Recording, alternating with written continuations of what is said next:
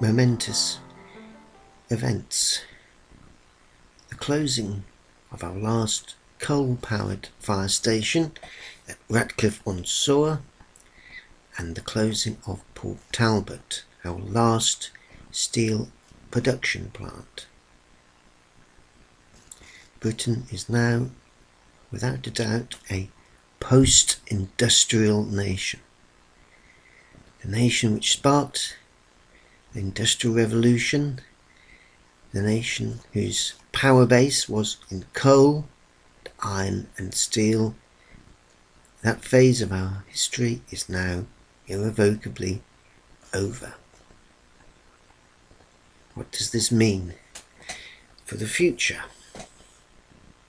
It means that we can no longer manufacture anything of real worth.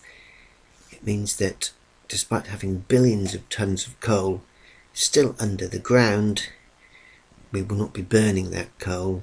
That coal will not be providing a cheap, reliable source of energy. So where do we go from here?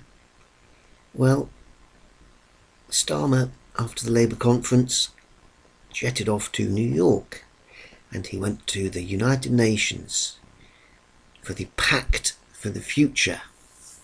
And the Pact for the Future is essentially a reiteration of the United Nations Agenda 2030, which means that the Western nations will continue to eviscerate themselves whilst the emerging economies and the rapidly emerging economies in China and the rest of Southeast Asia, including India, will continue to burn coal in prodigious quantities, and their industrial bases will continue to grow, increasing prosperity for those nations and their peoples.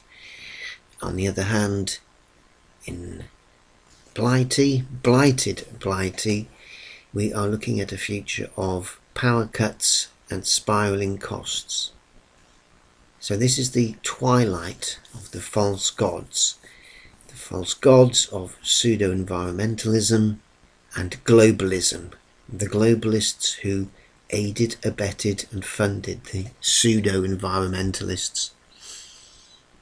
It's very sad indeed, and I feel a deep sense of sorrow and nostalgia for a nation which is rapidly heading towards oblivion. Now here are some words from our beloved Prime Minister. I address the General Assembly today as someone based on a foundation of brute force and aggression. Because it is right, yes, absolutely.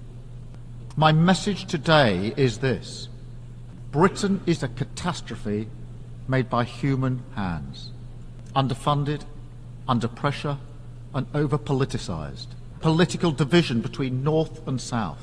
Poverty, disease, greater and greater conflict, instability and injustice. Where a generation of children are having to contemplate fleeing their island of their birth for good.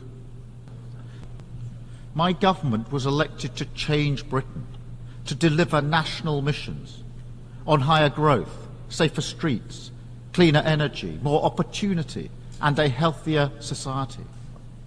Behind every one of these missions, our task is to say, no, we've set ourselves up to fail. I say it again, we've set ourselves up to fail. International law is merely a paper tiger. That's why the new Pact for the Future is so important. We need to accelerate war, poverty, disease, more suffering for innocent people on all sides, because it is plainly in our self-interest. Finally, I hold members to painstakingly grip. Intimate change is existential for the future. Thank you.